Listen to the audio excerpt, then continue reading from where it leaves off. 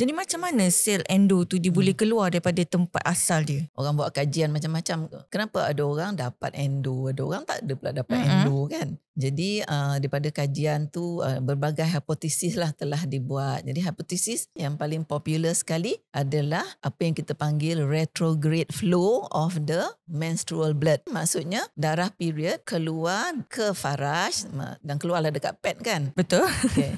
Dan ada retro. Retro tu? Retro maksudnya dia keluarlah dekat hujung fallopian tube dan dia telah merebak di kawasan pelvis, luar daripada rahim. Bukan pelvis dekat bawah ke? Fallopian tube bukan dekat atas ke? Pelvis ni adalah rongga. Kalau badan kita panggil ini thorax. Ya?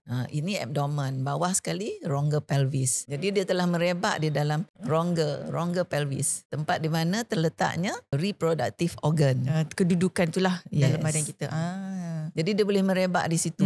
Ya, dia pergilah dekat ovari ke, ya, dia pergi dekat belakang rahim ke, dia pergi dekat apa yang kita panggil uterosacral ligament. Uterosacral ligament ni adalah satu ligament yang memegang rahim supaya rahim tu tak jatuh. Uterosacral ligament adalah satu macam ligament yang kuat yang menyambungkan rahim dengan tulang belakang. Jadi macam pegang kat situ lah. Jadi bila sel-sel endo tu, endometrium tu, dia tumbuh dekat uterosacral tu, ini akan menyebabkan sakit yang sangat teruk. Ya, di mana pasien rasa macam pinggang dia nak putus lah. Ya, dia rasa pelvis dia macam nak pecah. The sensation of pain tu sangat teruk ya, kalau dia berada di uterosacral ligament tu.